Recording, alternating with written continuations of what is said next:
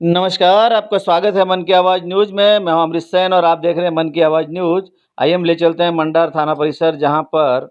पाली range IG Om Prakash पहुंचे हैं। उनको पुलिस थाने में गार्ड ऑफ ऑनर दिया गया। उन्होंने थाने का निरीक्षण किया और जवानों का भी निरीक्षण किया। आपको बता दें कि अपने देश में जो ब्रिटिश काल से चले आ रहे थे, उनमें संशोधन कर बहुत से नए कानून लाए गए हैं, जिसमें अपराध पर कंट्रोल हो सके, उसकी जानकारी और प्रसार प्रचार के लिए आईजी रेंज पाली पहुंचे हैं मंडार। उसी के तहत वो सभी को भारतीय न्याय संहिता 2023 की जानकारी देंगे, भारतीय नागरिक सुरक्षा संहिता 2023 और भारतीय साक्ष्य अधिनियम 2023 की विस्तृत जानकारी दी और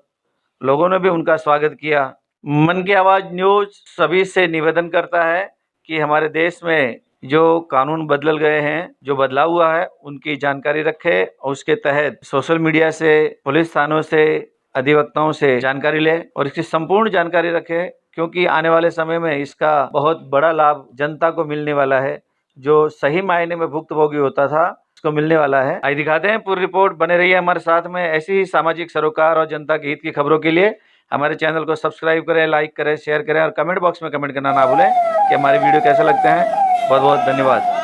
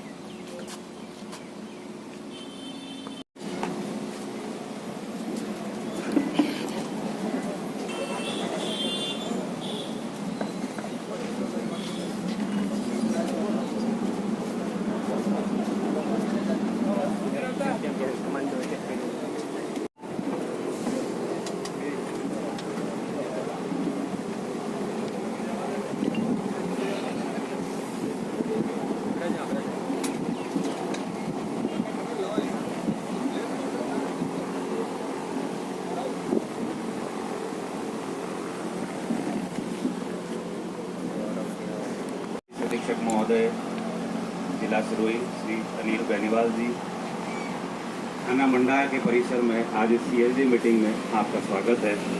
आप सभी प्रबुद्धजन, सीएलजी सदस्य, पुलिस मित्र, मीडिया कर्मी, मेरे साथी गणमान्य लोगों का भी मैं आज यहाँ स्वागत करता हूँ। श्रीमान उप महानिरीक्षक महोदय आज आप लोगों से रूबरू होंगे। इस सीएलजी मीटिंग का जो मुख्य विषय है वो ये रहेगा कि 1 जुलाई से हमारे यहाँ पे नए कानून लागू हो रहे हैं, उन संबंध में आप लोगों को जागरूक करना, उनके संबंध में बेसिक जानकारी आप लोगों से देना, इस संबंध में विस्तृत रूप से चर्चा की जाएगी।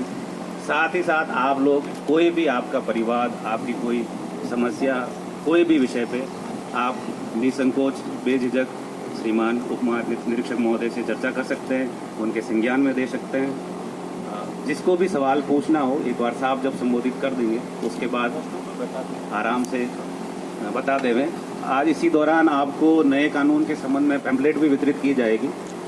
आप सभी से मेरा निवेदन है कि आप ये नए कानून के संबंध में अपने साथियों को भी ज़्यादा से ज़्यादा बतावें। जो पैम्पलेट दी जावे उनके संबंध में जानकारी आप उसको पढ़ के और पूरी इकट्ठा करें। और नए कानून, चूँकि पूरा परिप्रेक्ष्य बदल जाएगा, भारत में क्रिमिनल जस्टिस सिस्टम का पूरा खाका बदल जाएगा, तो आप लोगों से निवेदन है कि इसको ध्यान से सुने। परिवार अगर किसी को साहब से चर्चा करके देना है तो एक बार हमें अवगत करवा दीजिएगा, हम दिलवा देंगे। आदरणीय डीआईजी साहब से मैं निवेदन करूंगा कि आगे।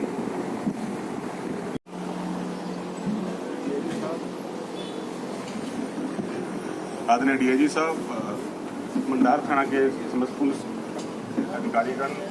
और मंडार थाना क्षेत्र से पधारे हुए सारे प्रबुद्धजन, सीएलजी मेंबर्स, 1 तारीख से नए कानून लागू हो रहे हैं और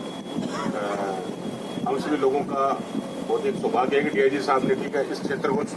चुना कि वहाँ जाके मैं खुद लोगों से इस कानून के बारे में चर्चा करूँगा, मिलूँगा और आपके सामने आज साहब पधारे हैं। कोई भी आपकी समस्या हो, कोई बात रखनी हो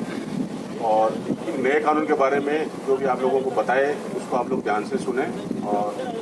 आप सभी लोग यहाँ पे पधारे हो उसके लिए आप सब लोगों का बहुत बहुत धन्यवाद। रेवदर पुलिस के थानाधिकारी वर्ग, रेवदर के सभी थानाधिकारीगण, आज के मंडार थाना क्षेत्र के इस थाना परिसर में संपन्न होने जा रही सीएलजी मेंबरान, ग्राम रक्षक दल, पुलिस मित्र, सुरक्षा सखी व अन्य सभी गणमान्य नागरिकों का मैं पुलिस परिवार की तरफ से हार्दिक स्वागत करता हूं। जैसा कि सीओ साहब रेवदर और एसपी साहब सिरोही ने बताया कि अब तक हम ब्रिटिश कालीन जो पुराने जो कानून थे, आईपीसी, सीआरपीसी, एविडेंस एक्ट, उनके द्वारा हमारी जो पुलिस की जो वर्किंग है, हमारी जो कार्य प्रणाली है वो संपादित होती थी। हाल ही में नवीन जो कानूनों में संशोधन करके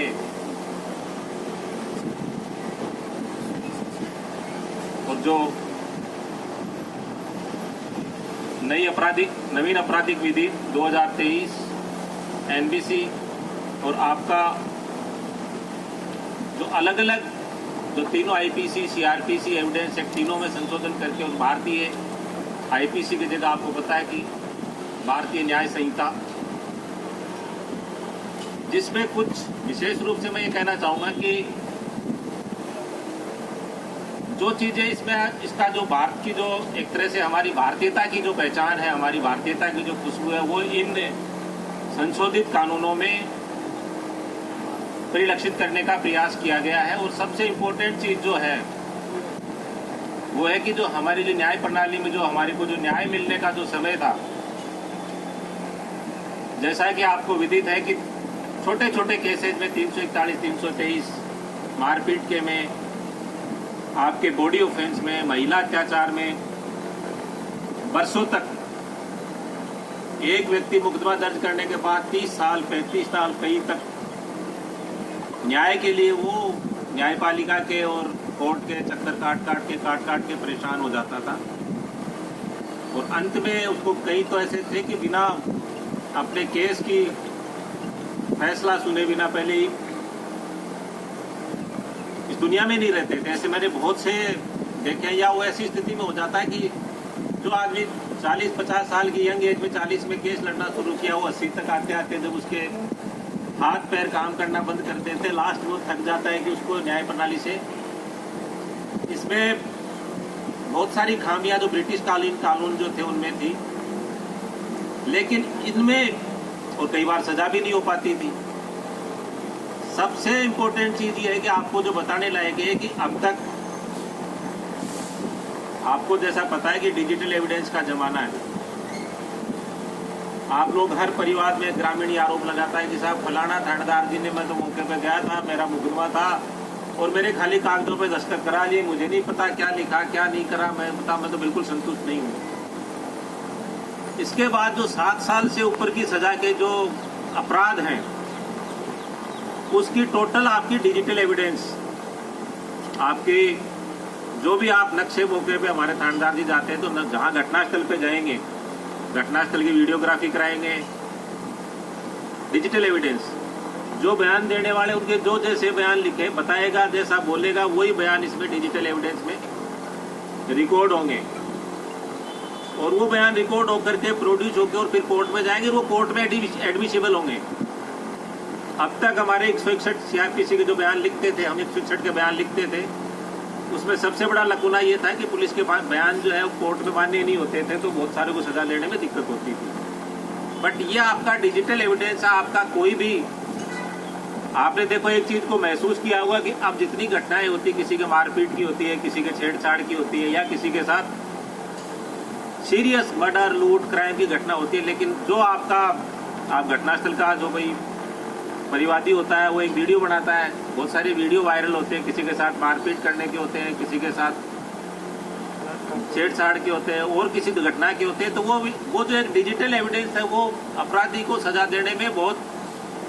सहायक है। तो वो सेम वही बात है, इसमें आपके जो बयान, आपकी वीडियोग्राफी, घटनास्थल, सारा डिजिटल फॉर्मेट में एक फॉर्मेट में लेकर के वो कोर्ट में प्रोड्यूस करना पड़ेगा, तो उसमें फिर उसकी एविडेंस आपकी पुख्ता हो जाएगी। एंड अनदर इम्पोर्टेंट चीज़ ये कि जो इसमें जुडिशरी भी बैन लगाए कि कम से कम कोशिश करें कि 1 महीने में ट्रायल में उसको फास्ट स्पीडी ट्रायल हो। तो इसका जो मूल सार है वो ये कि जितने अपराधों का रजिस्ट्रेशन के बाद में उसकी इन्वेस्टिगेशन स्पीडली हो, इन्वेस्टिगेशन के बाद में उनकी ट्रायल बहुत फास्ट हो, ट्रायल फास्ट करने के बाद में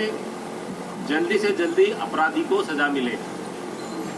आप लोगों को बहुत ज्यादा तो इसमें जाने की आवश्यकता नहीं, लेकिन 2-3-4 चीजें मैं बताना चाहूंगा। एक तो आपके रूरल एरिया के लिए, ग्रामीण क्षेत्रों के लिए इसमें नए कानून में कुछ प्रावधान किए गए हैं, वो हम आपको सर्कुलेट करेंगे। इसके अलावा महिलाओं के लिए, महिला अत्याचार में जो पहले सजाएं कम थी, उन सजाओं को इसमें वृद्धि की गई है। एक सबसे इम्पोर्टेंट है कि रोड एक्सीडेंट, हम बार बार ट्रैफिक अवेयरनेस के अभियान चलाते हैं, लेकिन 10-12 हज़ार की लगभग मौतें रोड एक्सीडेंट में होती है। इस रोड एक्सीडेंट के मामले में इसमें जो पहले सजा कम थी, उसको सजा को इसमें इंक्रीज किया गया है। तो उसका उद्देश्य यही है कि रोड एक्सीडेंट को भी आदमी की डेथ तो होती है, लेकिन जरा सी लापरवाही की वजह से आपने देखा हाईवे कोई बदली होगी 3-4-5 कैजुअल्टी, कोई निर्दोष व्यक्ति अपने सड़क के किनारे पे खड़ा है, किसी ने ट्रोले में आके टक्कर मार दी, कोई यंग है, यंग लड़के कॉलेज में पढ़ने वाले हैं, वो जाके उनके टक्कर मार दी, उनकी डेथ होगी, तो वो कहीं ना कहीं चालक की लापरवाही होती है।